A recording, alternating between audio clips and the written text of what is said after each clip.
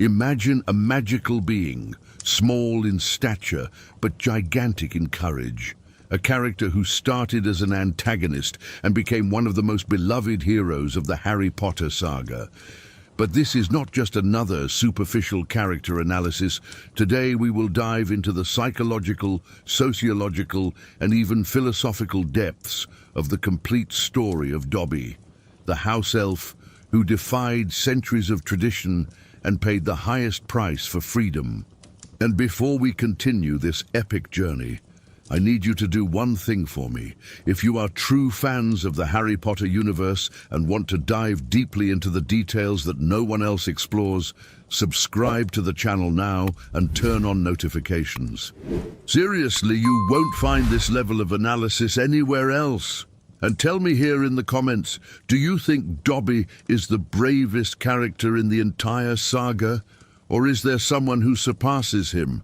Let's debate this together throughout the video. But this is not just the story of an elf. It is an epic journey about resistance, about how love can flourish even in the most oppressed hearts, about how true nobility does not come from blood, but from the choices we make when no one is watching. It is about how a being programmed to serve managed to reprogram himself to lead. Dobby represents something deeply human and universal. The struggle between conditioning and consciousness, between the security of known oppression and the terror of unknown freedom. He forces us to question fundamental truths. What does it really mean to be free? How much are we willing to sacrifice for this freedom? And perhaps more importantly, how do we recognize when we ourselves are the oppressors? Throughout this journey, we will discover why Dobby is, in fact, the most revolutionary character in the entire saga. You will be surprised by the connections you never noticed before. And I guarantee one thing, when we reach the end of this video, you will never look at Dobby the same way again. Never again will you see that cute elf who appears in the movies. You will see a warrior, a revolutionary, a symbol of hope that transcends the pages of books. So stay until the end, because I saved the most impactful revelations for the final minutes. To truly understand Dobby, we first need to dive into the darkest and most disturbing depths of what it means to be a house elf in the wizarding world. Have you ever stopped to think about the systematic and calculated cruelty behind this tradition? We are talking about an entire magical species, enslaved for millennia, conditioned through dark magic to believe that serving wizarding families is their only reason to exist.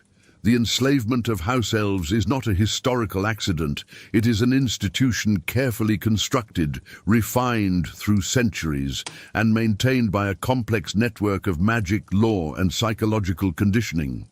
Unlike human slavery, which depends on physical force and external coercion, elfish slavery was woven into the very structure of magical reality through ancient rituals that permanently altered the magical biology of this species.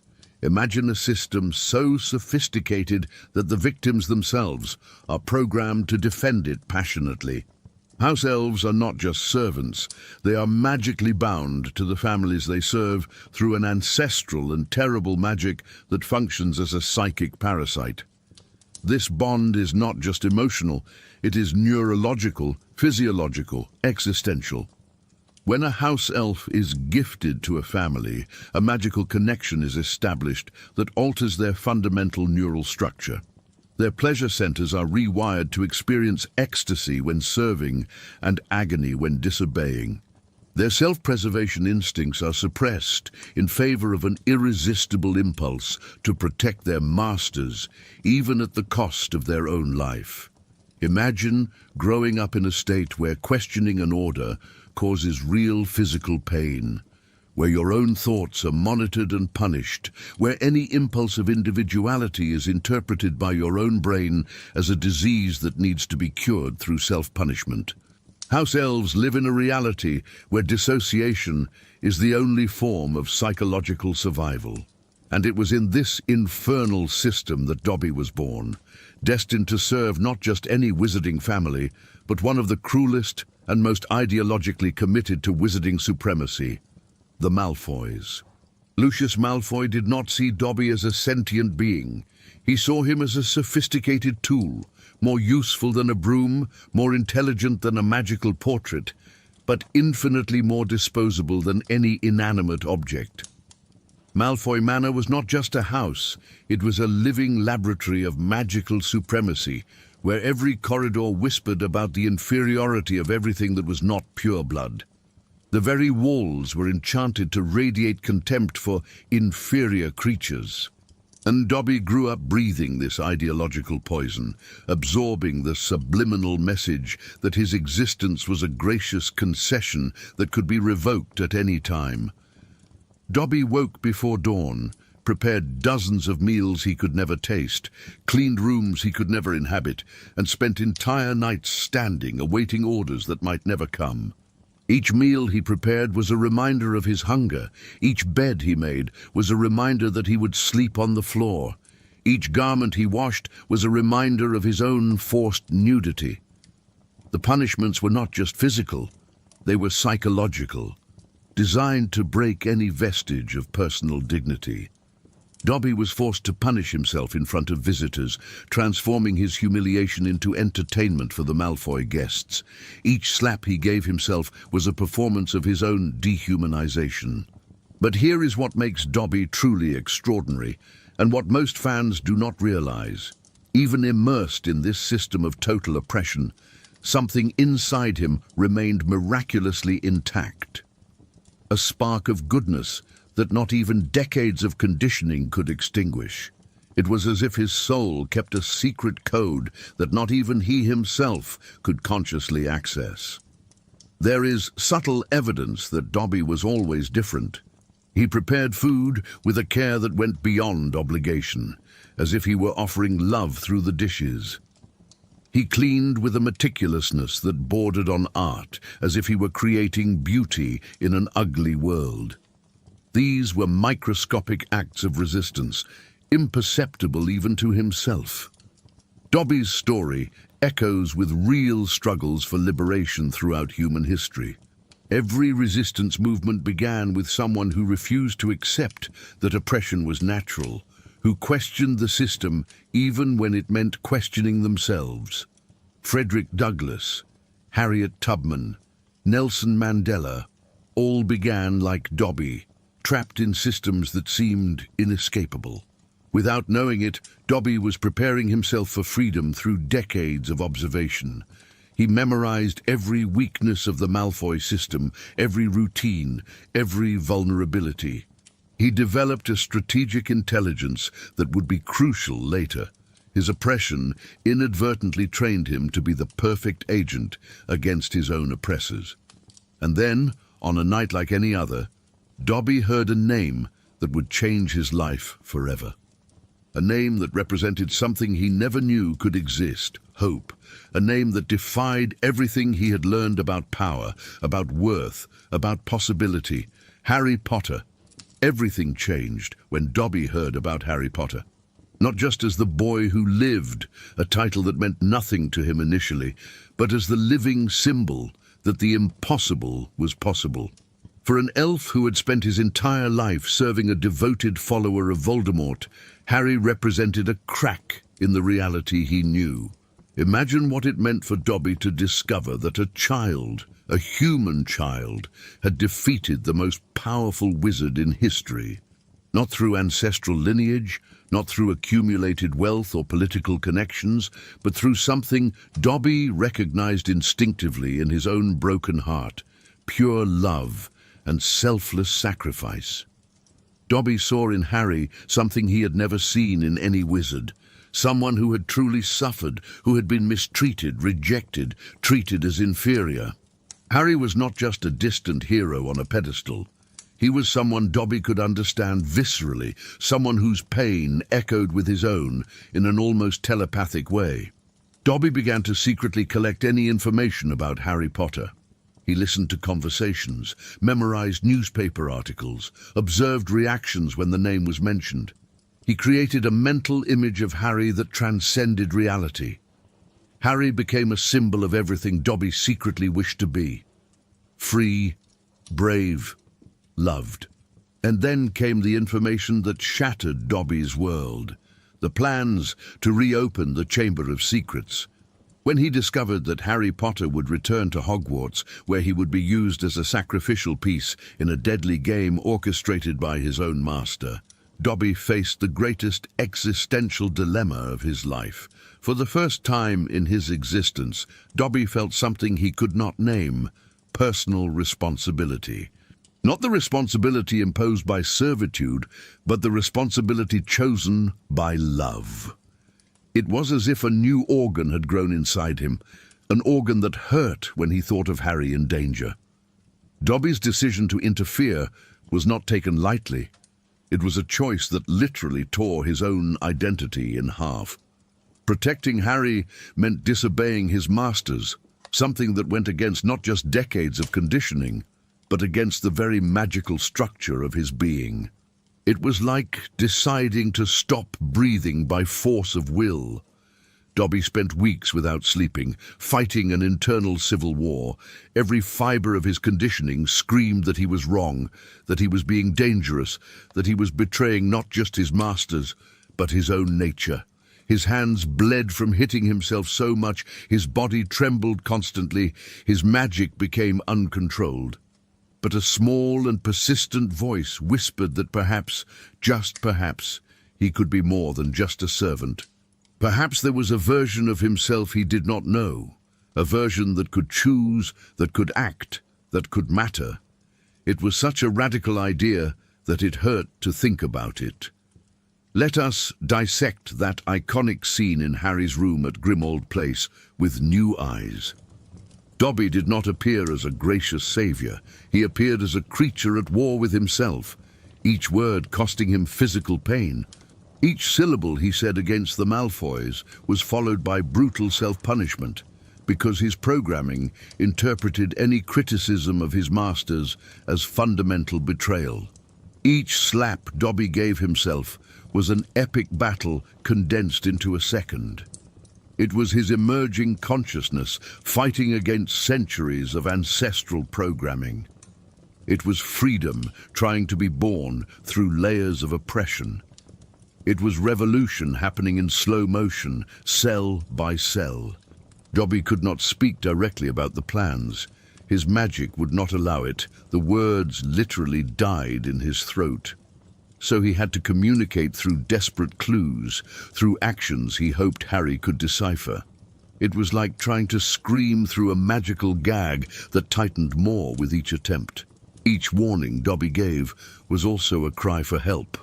He was not just protecting Harry, he was begging for Harry to save him from himself, to free him from the cycle of self-punishment he could not break alone.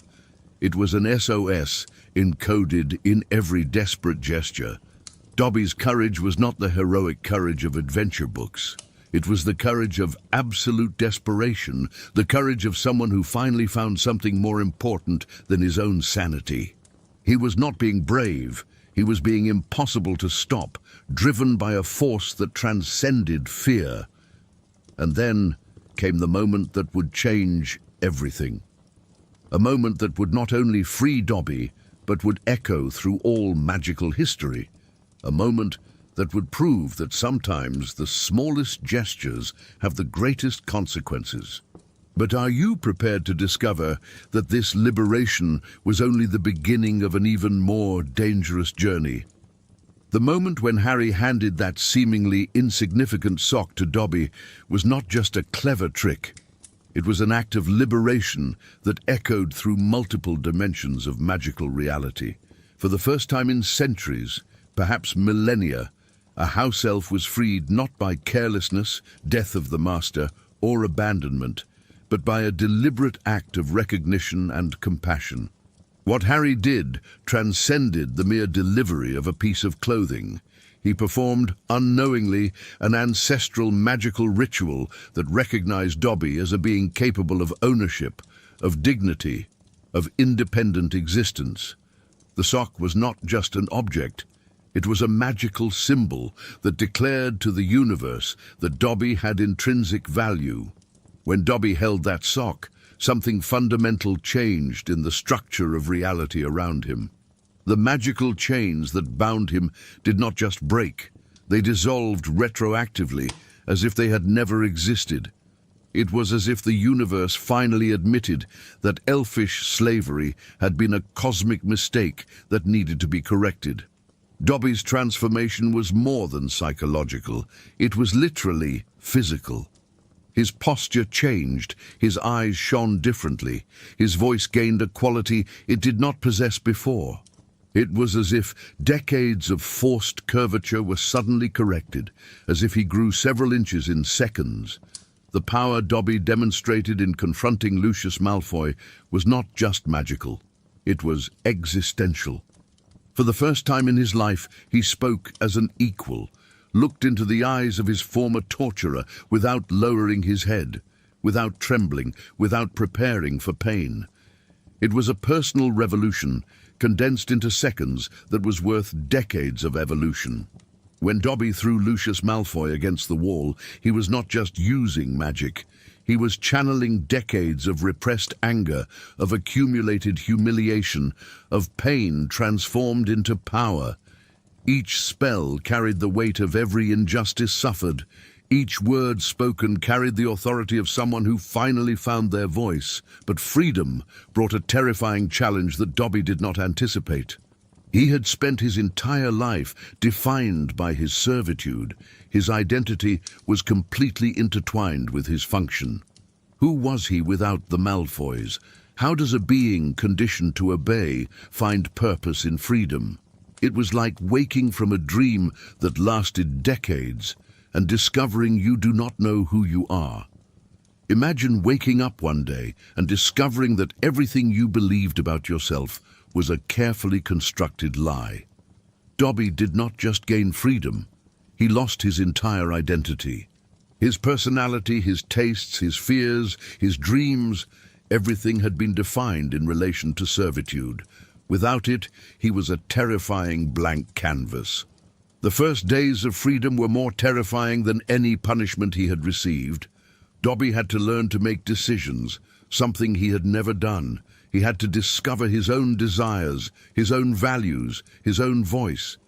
It was like learning to walk again, but this time with the soul. Dobby's relationship with Winky revealed something deeply tragic about social change. Winky, recently freed against her will, was literally being destroyed by the loss of her identity as a servant. She did not see freedom as a gift, but as cruel punishment, as amputation of her own soul. Other elves at Hogwarts saw Dobby as a traitor, a mentally ill being, someone who had lost his elfish essence. He was alone among his own, misunderstood, for wanting something they did not even know they could desire. It was the terrible price of evolution, being rejected by those you most wanted to liberate. Dobby discovered that freedom can be the deepest of solitudes. He no longer belonged to the world of house elves, but he also did not belong to the world of wizards. He was a stranger in both worlds, a pioneer walking through uncharted territory without a map or company. Dobby's eccentric clothes were not just a comic peculiarity, they were a radical political statement. Each mismatched sock, each colorful hat, each bizarre combination was an affirmation of individuality, a refusal to conform to expectations about how an elf should dress.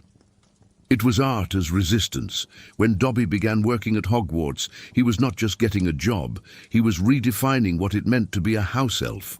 He showed that it was possible to serve by choice, not by compulsion. That dignity and work could coexist. Dobby became a bridge between two worlds, the world of the oppressed and the world of the oppressors. He showed that change was not just possible, but inevitable. His presence at Hogwarts was not just about having a free elf. It was about hope becoming tangible reality. And then, when the shadows of war began to spread across the wizarding world, Dobby faced a choice that would define not just his destiny, but the destiny of everyone he loved. It was time to discover if a freed house elf could become something even more impossible, a warrior. When the Second Wizarding War began to take shape on the horizon like an inevitable storm, Dobby did not hesitate for a single second in choosing his side. He did not fight out of patriotic obligation, fear of reprisals, or blind loyalty to charismatic leaders. He fought for something much more powerful and dangerous: conscious love and deliberate choice. Dobby's metamorphosis from oppressed servant to freedom fighter was not just psychological. It was a complete revolution of identity that defied the very laws of magical nature. He took all the skills he had developed to serve and redirected them to resist. It was as if he had learned to use his broken chains as weapons. Dobby possessed unique advantages as a resistance agent that not even the most trained aurors could replicate. His elfish magic allowed him to appear and disappear anywhere without being detected by conventional security systems. His harmless appearance made him virtually invisible in the eyes of wizarding supremacists who could not conceive of a threat coming from an inferior creature. Dobby developed an intelligence network that would make the most sophisticated secret services jealous. He recruited house elves from families sympathetic to the Death Eaters, marginalized magical creatures, and even magical portraits that had been silent witnesses to secret conversations for decades. His sabotage operations were masterpieces in psychological engineering. Dobby did not just destroy property, he demoralized enemies.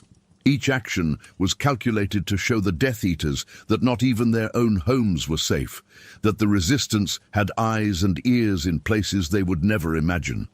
Dobby learned to navigate moral dilemmas that would make philosophers hesitate. He had to choose between saving individual lives and serving the greater good. He had to decide when to use violence and when to use compassion. He had to learn that sometimes goodness requires toughness. These were not decisions a conditioned servant could make. They were choices of a moral leader. During the darkest months of the war, Dobby became a legendary ghost among the Death Eaters. Important documents disappeared. Secret meetings were mysteriously interrupted, and even Voldemort began to suspect there was a spy in his inner circle. It never occurred to him that the spy was an inferior house elf. Dobby understood something that many experienced warriors do not understand, that the most important war is fought in the mind. He used his harmless appearance to sow paranoia among enemies. Death Eaters began to suspect each other, to question loyalties, to see betrayal where there was none. As the war intensified, Dobby prepared himself for what he sensed would be his final test. He knew a moment would come when he would have to choose between his personal safety and the protection of those he loved. And unlike his previous life, where such choices were imposed, now he knew exactly what decision he would make.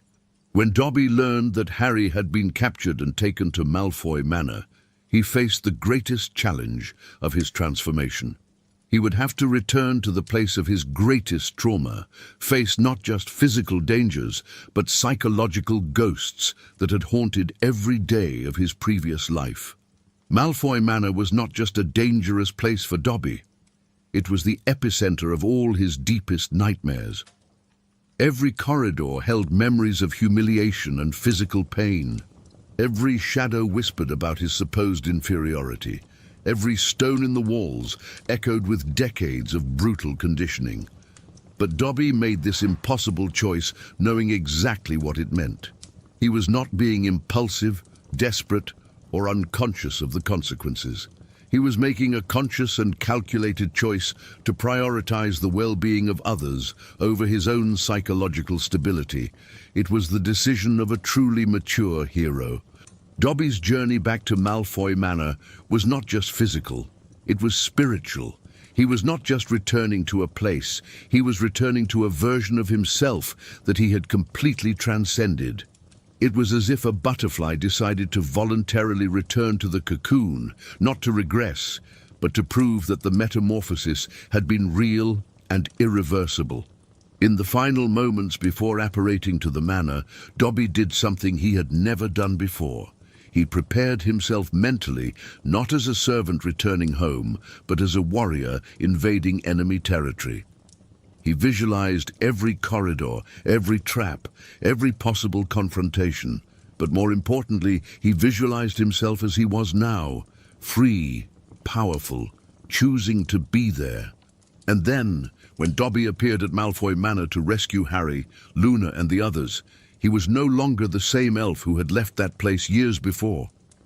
He arrived as a force of nature, as a tsunami of freedom invading a temple of oppression. His very presence there defied the fundamental laws that governed that space. What happened at Malfoy Manor during those final minutes of Dobby's life transcended any conventional definition of heroism.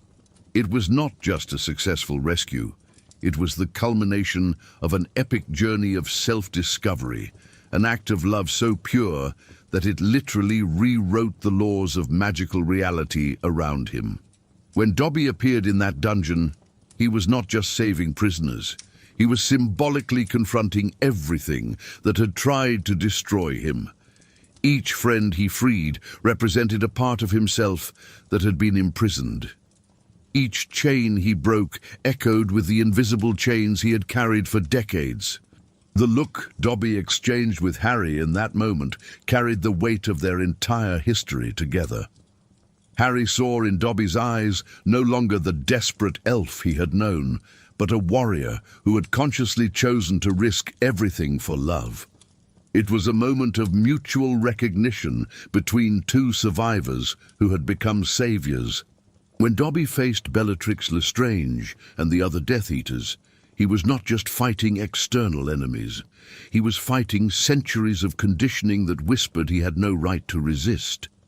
Each spell he conjured was a declaration of war against his own ancestral programming. Bellatrix's stabbing was not just a physical wound. It was a desperate attempt to reassert the old order, to prove that house elves could not transcend their designated place. But even as the blade pierced his flesh, Dobby remained focused on completing the rescue. The physical pain was nothing compared to the emotional pain he had carried for decades. Dobby is a free elf. These final words were not just a declaration of identity. They were a declaration of existential victory. He did not say was a free elf. He said is. Even facing death, he affirmed that his freedom had become an eternal truth, something not even death could erase. Dobby died on a beach, with his bare feet in the sand, under the open sky, everything the opposite of the claustrophobic manor where he had lived enslaved. It was as if he had unconsciously orchestrated his own final freedom, dying in a place that represented infinity and possibility. Dobby's death was not just the loss of a beloved character, it was the loss of a living symbol that change was possible. His death forced everyone who knew him to confront their own self-imposed limitations and question what other impossible transformations might be waiting to be discovered. Dobby proved that true nobility does not come from lineage or wealth, but from conscious choices made in the moment when no one is watching. He showed that real power is not in dominating others, but in freeing ourselves from the chains we carry without realizing. And so we end this epic journey through Dobby's life, but his story does not end with his death. It continues in every act of resistance against oppression, in every courageous choice to be free, in every moment when someone decides that being truly human or elfish means choosing love over fear, compassion over cruelty, hope over despair. Dobby was not just a house elf who became free. He was an eternal symbol that the most impossible transformation is always possible, that love can overcome any conditioning, that true magic is not in spells or wands, but in the courage to choose to be who we really are. So I ask again, do you still think Dobby was just a cute secondary character, or do you now see, as I do, that he was perhaps the greatest hero of the entire saga? Not despite his humble origin, but because of it. An elf who taught us that true magic is in choosing to be free, even when it costs everything. Dobby, the free elf, lives forever in all of us who choose to resist, who choose to love, who choose to be more than the world tells us we can be. His story is not about magic, it is about humanity, and perhaps that is why we will never be able to forget him. Dobby is a free elf forever.